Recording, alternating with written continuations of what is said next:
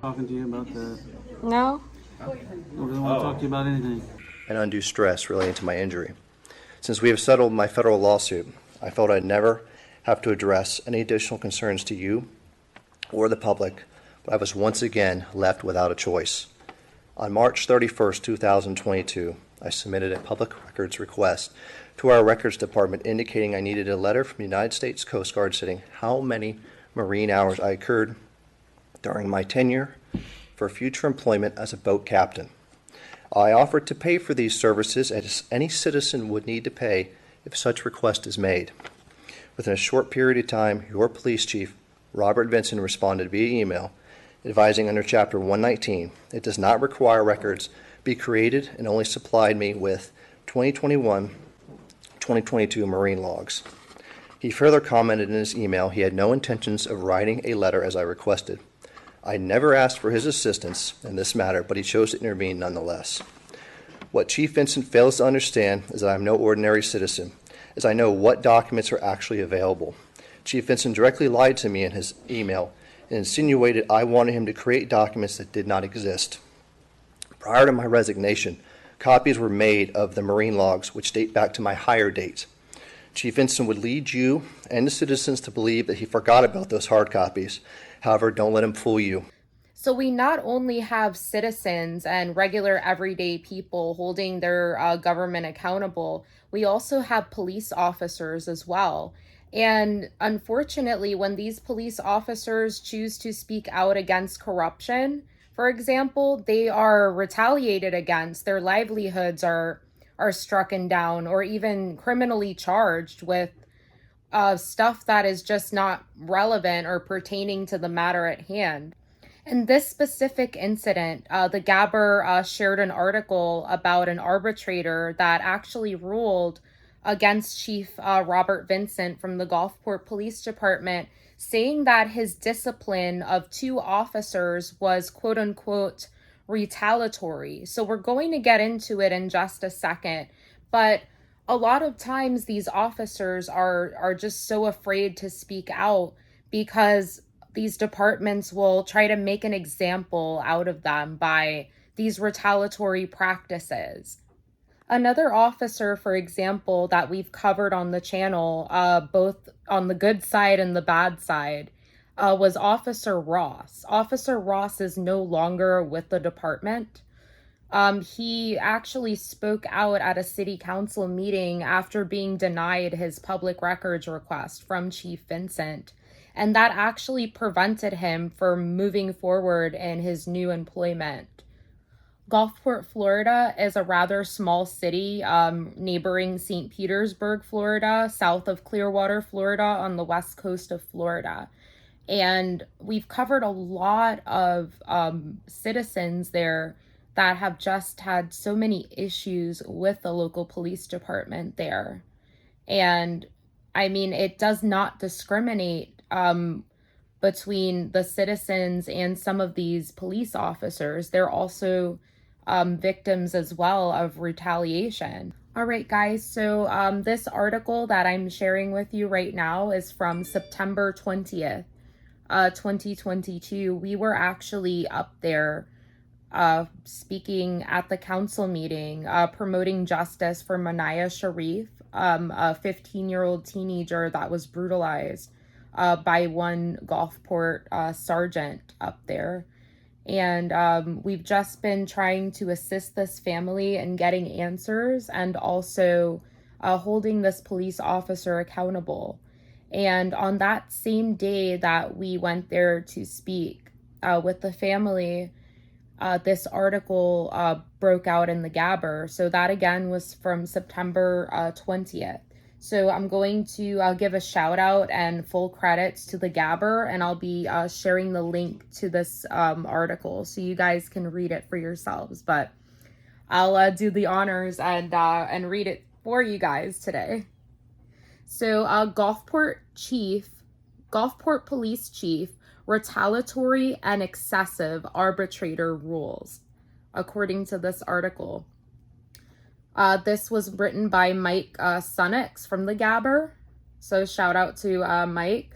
So Gulfport Police Chief Rob Vincent stripped Sergeant Rob Burkhart. This is Burkhart's picture right here.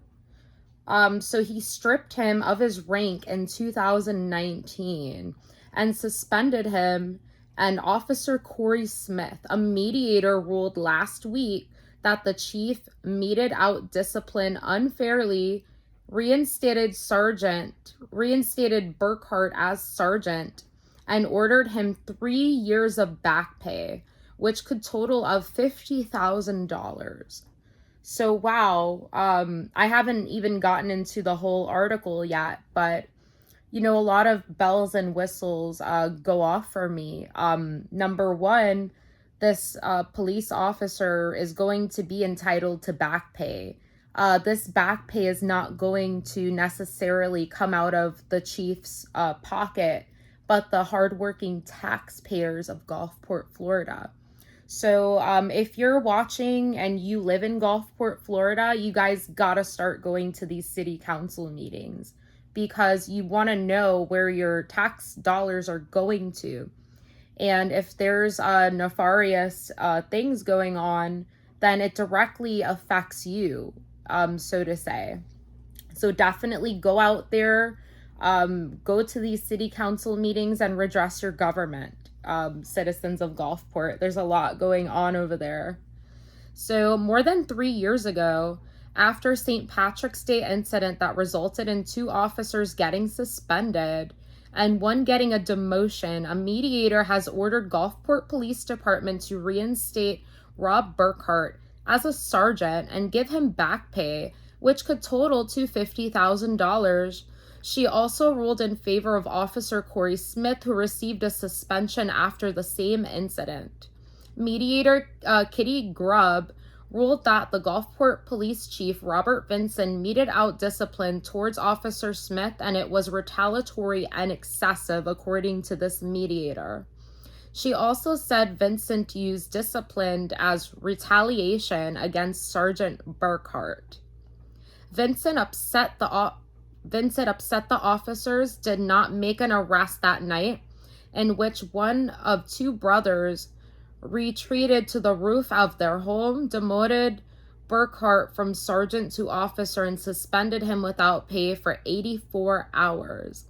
Vincent also suspended Smith without pay for 36 hours. Both officers challenged their reprimands via a mediation process that's part of the collective bargaining agreement between Gulfport Police Department and the police union representing officers. Arbitrator Kitty Grubb oversaw the 13-hour mediation process in October 2020. Almost 2 years later, on the evening of September 16th, she issued a ruling. In it, she sided with the 2 police officers. The officers and the Fraternal Order of Police attorney Ken Africo challenged the punishment, saying that Vincent unfairly increased them after the officers appealed the initial decision and requested mediation, according to Africo. There was no just cause for the grievant Burkhart's demotion, nor for the doubling of his suspension time, Grubb wrote in the ruling.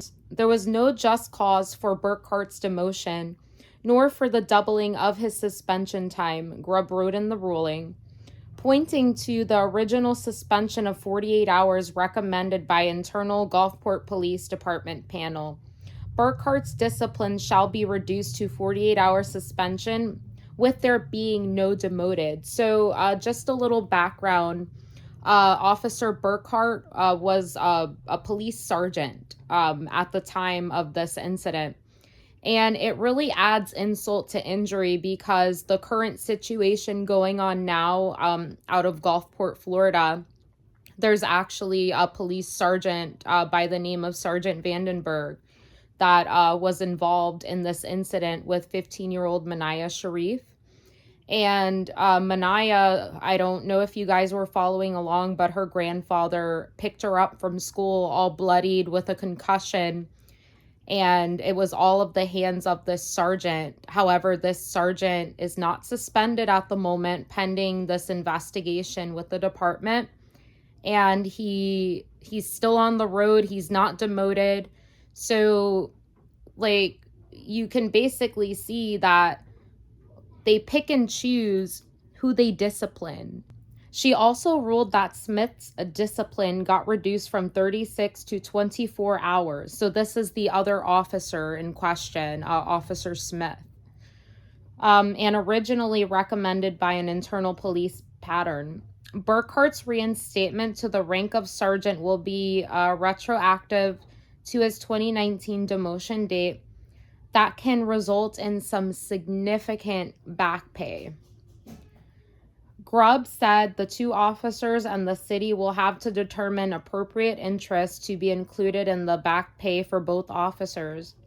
The arbitrator further awards the reasonable and lawful compliant interest on the moneties decreed hereon to be owned and payable by the city to the grievance. Hopefully the parties can and will agree in writing as to the rate of interest and corresponding amount of additional interest monies owed to both of them, Grubb wrote in her decision. He got demoted 3 years ago. This is going to be a substantial sum of money owed to Burkhart, Alfrico, the police union attorney, said in an interview with the Gabber. Alfrico welcomed the ruling, which is binding under collective bargaining agreement rules between the Gulfport Police Department and the union. So this is a picture of Officer Smith. So these were the two officers that the arbitrator ruled in favor of. So this article goes on to say, the chief was mad because we called him out for retaliation. Well, what else is new? We're always calling the chief out for retaliation, both with their police officers and also with the citizens of Gulfport, Florida. This is from what I've seen over my last year and a half, 2 years investigation.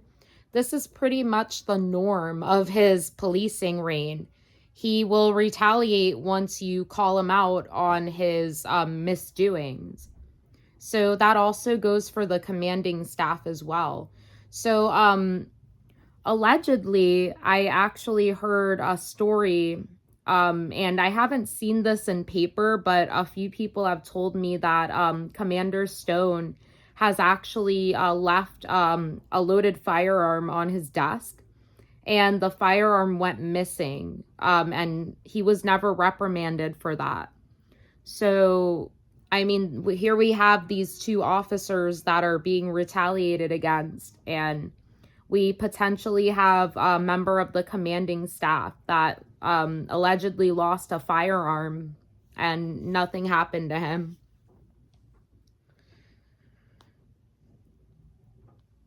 So going back to this article, in the arbitrator's ruling, she said that Vincent and Gulfport Police Department ran afoul of Florida's statutory protections for law enforcement officers via the Law Enforcement Officer Bill of Rights, as well as procedural rules in the police officers' collective bargaining agreement with the city. She cited Vincent's expansion of the punishments after the officers and police union challenged previous internal decisions.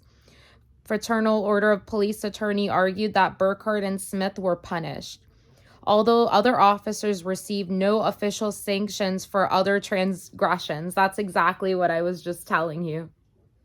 I mean, other folks are seeing it as well as you and I are. One example included a commander. Oh, see, look, even the Gabber's writing about it. So this story that I'm hearing must be factual, because one example included a commander who left an assault weapon unsecured in the department and did not tell anybody when it disappeared off of his desk and received no formal discipline. So I'm hearing that it's actually Commander Stone. Once again, the Gabber's not mentioning this commander by name, but this is what I've heard.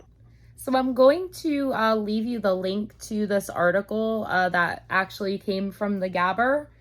so you guys can read the entire article for yourself. And I mean, I'm just going to be continuing to give you updates out of Gulfport, Florida, as there's a lot of, issues with the police department and the community going on over there. So we're going to keep an eye on that, guys. Don't forget to subscribe to the Veterans Trust and Thriller Griller on YouTube. They're another wonderful nonprofit organization helping out veterans. I'm very proud to be their media affiliate. So go check them out, guys. I'm going to be collaborating with them on a regular basis.